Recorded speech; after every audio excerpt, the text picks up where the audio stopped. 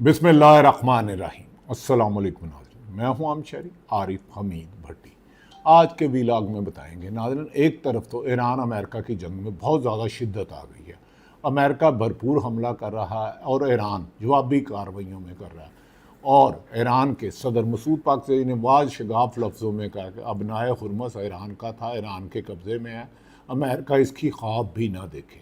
दूसरी तरफ सेनेट में अमेरिकन सदर डोनाल्ड ट्रंप को बहुत बड़ी नाकामी हुई, उसमें वोटिंग हुई तो उसके खिलाफ 50 से ज़्यादा वोट डले और ऐसे लगता है कि डोनाल्ड ट्रंप अगले इलेक्शन नवंबर के लिए अपने आप को महफूज नहीं कर पाएगा। दूसरी तरफ नाज़रीन, पाकिस्तान के हालात तशवीशनाक सूरत हाल पर हो चुके हैं। पाकिस्तान के साहिब इल्म कह रहे हैं कि इस मुल्क में मौजूदा हुक्मरान से जितनी देर भी जान छुड़ा ली जाए तो मुल्क के लिए बेहतर है।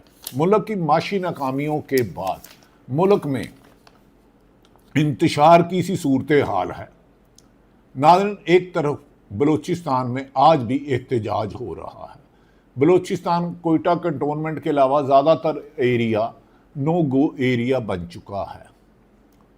पुलिस वाले शहीद होते हैं या पाक फौज के जवान शहीद होते हैं, उसके बाद ऑपरेशन शबान शुरू किया जाता है, लेकिन दहशत गर्दों को मारा जाता है। लेकिन इतला है कि दहशत गर्दों का BLA और तहरीक तालिबान में मुआहिदा हो चुका है, जिसकी वजह बलूचिस्तान में हालात को कंट्रोल करना मुश्किल हो रहा है। और इसी तरह खैबर पख्तूनख्वा में जहां अफगान बॉर्डर है, वहां TTP के गश्त करने की खबरें आ रही हैं और अक्सर ड्रोन हमले करने पड़ रहे हैं।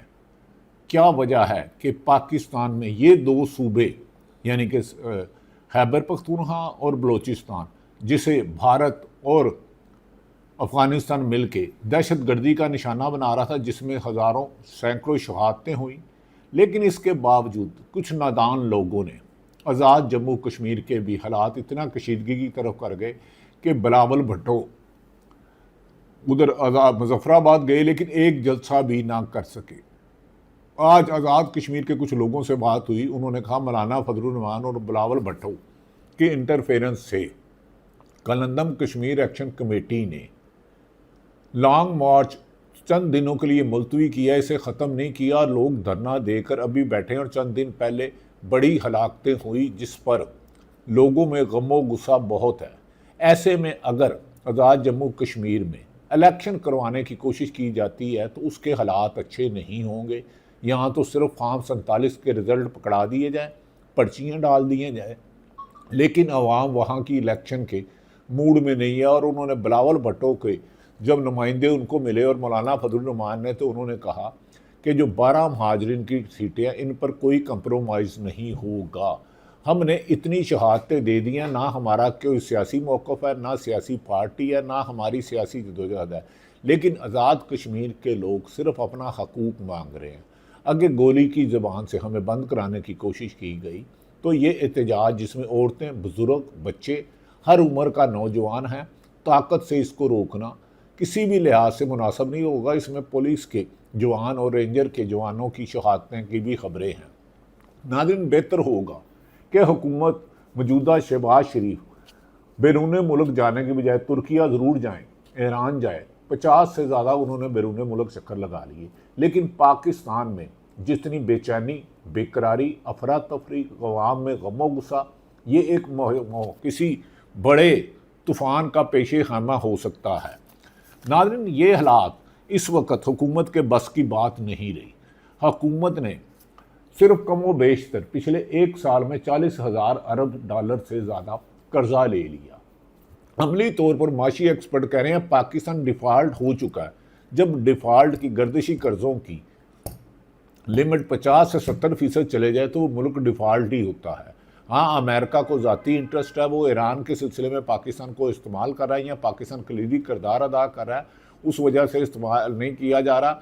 दूसरी तरफ कहा जा रहा है कि हुकूमत फिर पेट्रोल और की कीमत में इजाफा करने जा रही है कि जब $115 से नीचे गया, ऊपर गई थी कीमत बैरल, तो उस वक़्त भी आवाम का खून निचोड़ा गया था और कीमतें जब बढ़ी भी नहीं थी।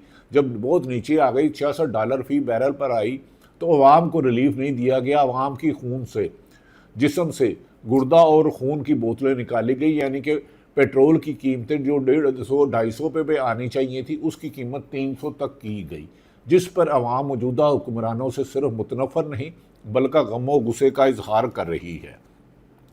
नाज़रीन, दूसरी तरफ ये भी कहा जा रहा है कि मौलाना फजलुर रहमान की कसूर में तकरीर के बाद एक अजीब सा भूचाल सा आ चुका है, ऐवान इकबाल में हो या अहम हलकों में। मौलाना फजलुर रहमान ने गुज़श्ता रोज़ भी एक जलसे से खिताब करते हुए कहा कि हमारी 5 सीटें या 10 सीटें अब इससे फ़र्क नहीं पड़ता। अब पार्लियामेंट को ही उन्होंने कहा कि हम उसको जूते की नोक से लिखते हैं। मैं तो ये लफ्ज़ नहीं कह सकता, मैं तो मुल्क में जमहूरियत को के लिए हमने हमेशा कोशिशें की, आमरीत के हमेशा ख़िलाफ़ सहाफ़ियों ने किरदार अदा किया, गो के सहाफ़ियों का किरदार भी बहुत महदूद कर दिया गया, ख़बरें और तज़किए इंडिपेंडेंट देना मुश्किल ही नहीं नामुमकिन कर दिया गया है। मौलाना फजलुर रहमान ने गुज़श्ता रोज़ भी कहा कि वो पार्लियामेंट को जूते की नोक पर रहे हैं, जो इस्टेब्लिशमेंट के बगल बच्चा बन चुकी है और मुझसे माफ़ी का करने वाले, मैं माफ़ी नहीं मांगूंगा। उसने कहा शोदा के पीछे ना छुपो। लेकिन नाज़रीन, पाकिस्तान का कोई जर्नलिस्ट हो, पाकिस्तान की पॉलिटिकल पार्टी का कोई भी हो, उसने मौलाना साहब की इस तकरीर के इस हिस्से पर ज़रूर एतराज़ किया कि तनख्वाह लेते हैं तो शहीद होते हैं। शहीद का इतना रुतबा बुलंद है कि मौलाना फजलुर रहमान शायद वो आलम दीन है, हमसे ज़्यादा उन्हें शहीद का एहतराम करना चाहिए।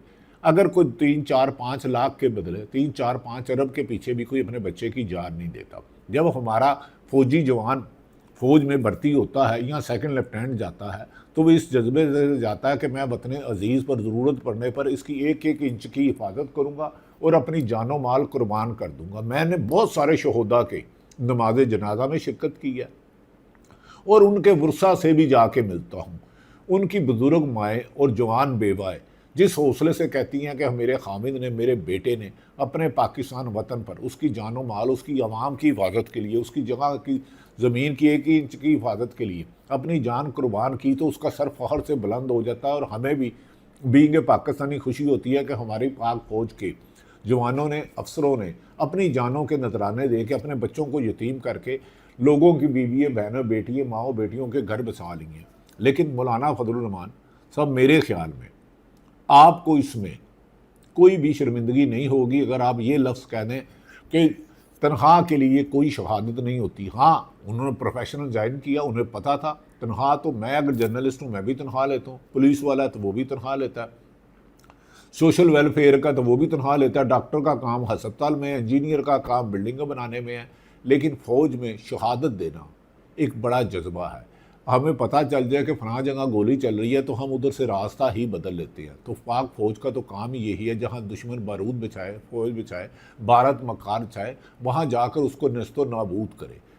लेकिन दूसरी तरफ नाज़रीन, हुकूमत ने एक सिलसिला चल दिया है 2-2 घंटे की प्रेस कॉन्फ्रेंस, मुस्लिम लीग नून के लीडर इवन के ख्वाजा आसफ बुत हमको कहे काफिर अल्लाह की रज़ा। ख्वाजा आसफ ने जो फ़ौज के बारे में, इस्टेब्लिशमेंट के बारे में नामुनासिब अल्फाज कहे हैं, मैं अपनी ज़ुबान से दोहराऊँगा भी नहीं। सारी उम्र उनको फ़ौज ने पाला। ज़ियाउल हक ने उनके वालिद ख्वाजा सफदर साहब को मजलिस शूरा में रखा। उनका खुद लीडर नवाज शरीफ ज़ियाउल हक की नर्सरी में पला और वज़ीर ख़जाना से लेकर वज़ीर आज़म तक इस मुल्क से बना और हमेशा उनकी पुश्त पर इस्टेब्लिशमेंट का हाथ ही रहा। तो क्या बात है कि आज तुम्हारा मीडिया मौलाना फजलुर रहमान पर तनकीद कर रहा है। शर्जील मेमन, पीपल्स पार्टी के कम लोग सामने आए।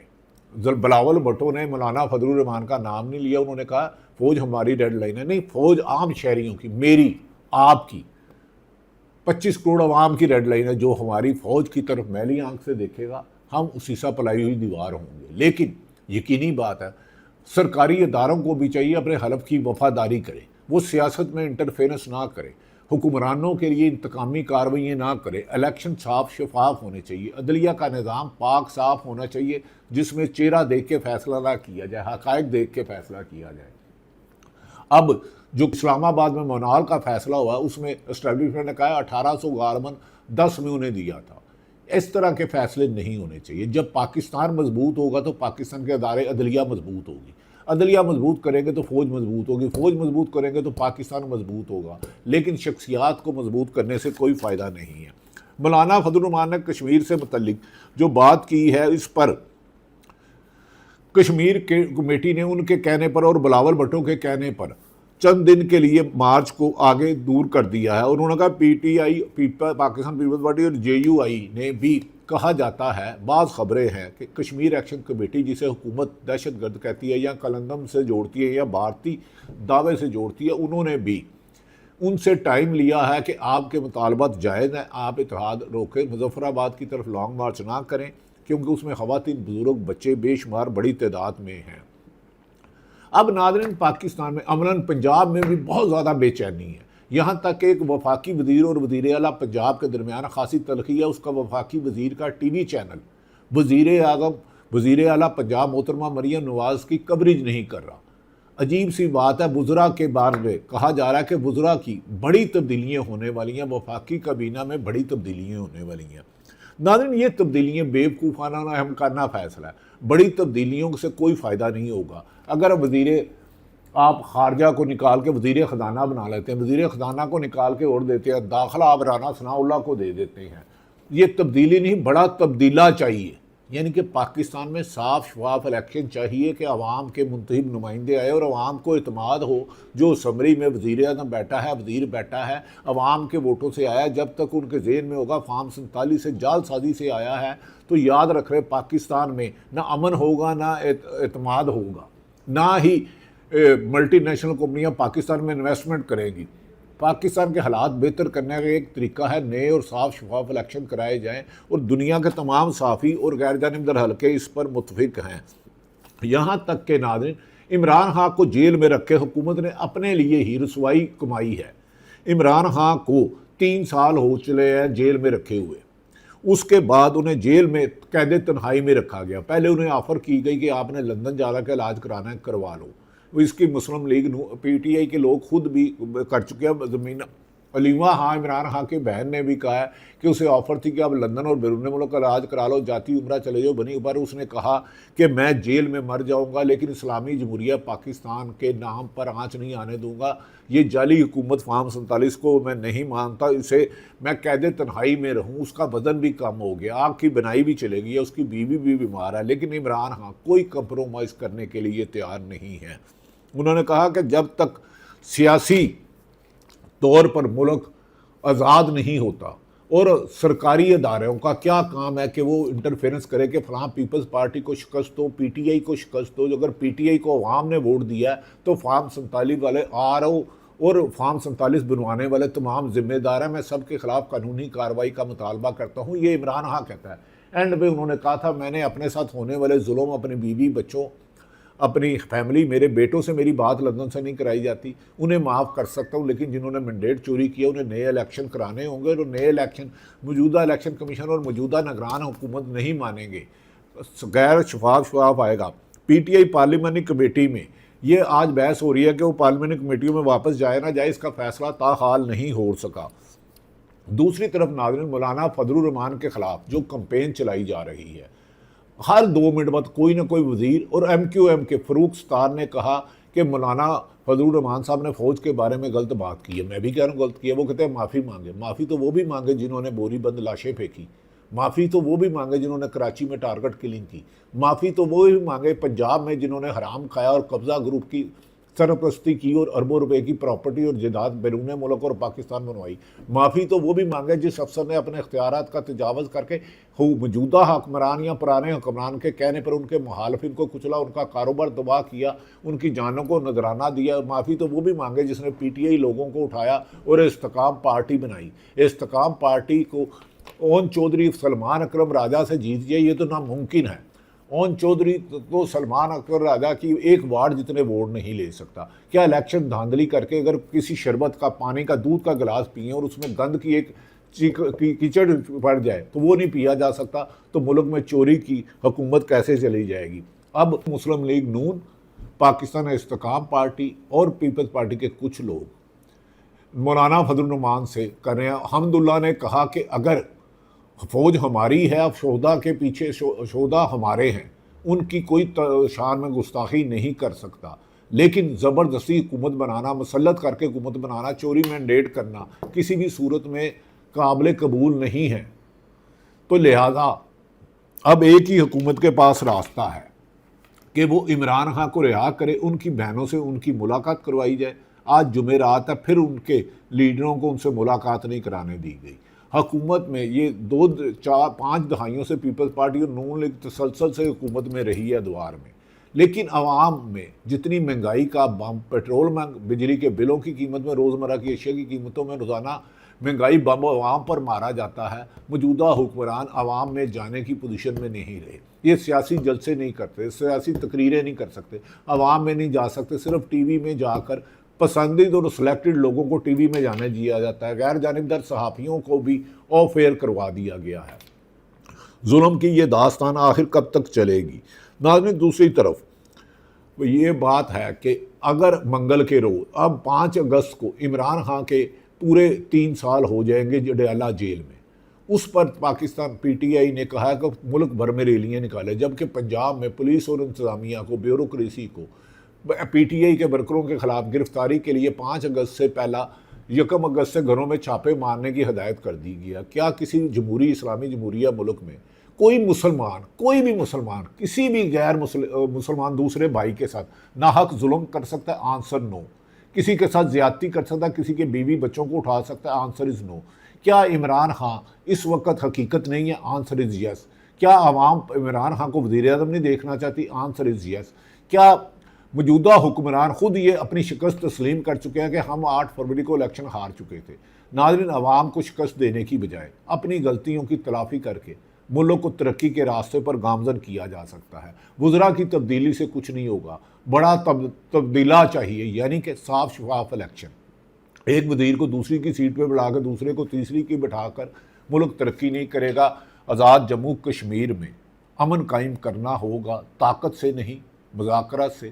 بلوچستان، خیبر پختونخوا اور پنجاب میں بڑھتی ہوئی آگ کسی مشہور طوفان کا پیشے ہے۔ میں اللہ تعالیٰ پاکستان کا حامی و ناصر ہو۔ اللہ ہر محب وطن پاکستان اور پاکستان کی حفاظت کرے۔ پاکستان زندہ باد۔